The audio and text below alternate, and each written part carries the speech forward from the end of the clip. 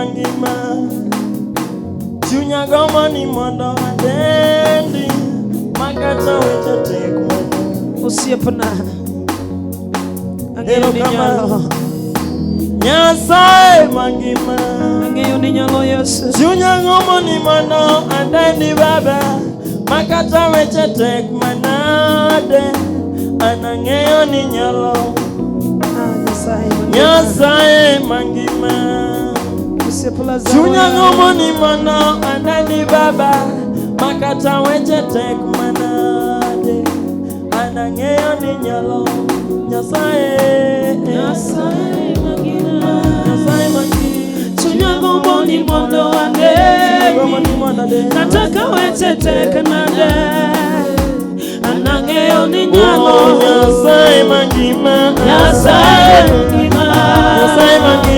chunya goma ni mondo adendi nataka weche tek manade anang'eyo ni nyalo Nyasaye mangima chunya goma ni mondo adendi nataka weche tek manade anang'eyo ni nyalo Nyasaye mangima chunya goma ni mondo adendi nataka weche tek manade anang'eyo ni nyalo Nyasaye mangima chunya goma ni mondo adendi nataka weche tek manade anang'eyo ni nyalo Nyasaye anang'eyo ni nyalo Jehova na anang'eyo ni nyalo anang'eyo ni nyalo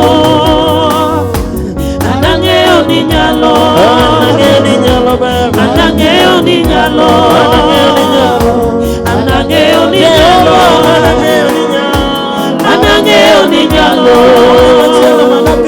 anang'eyo ni nyalo anang'eyo ni nyalo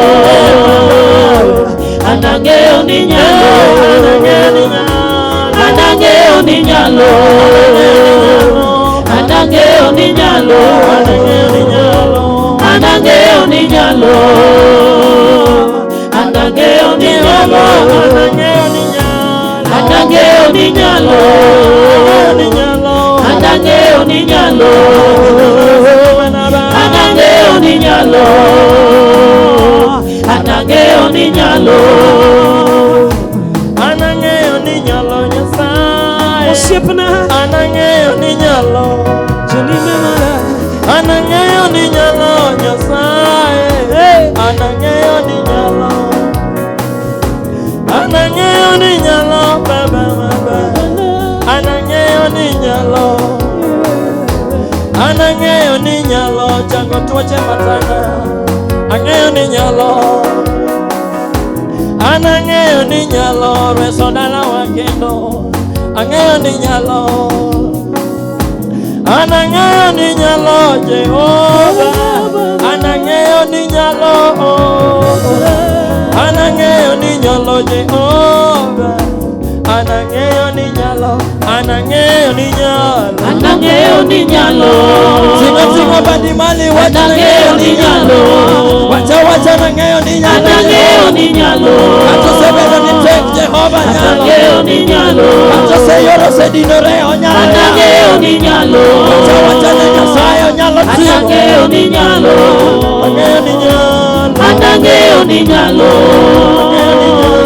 anang'eyo ni nyalo anang'eyo ni nyalo anang'eyo ni nyalo anang'eyo ni nyalo.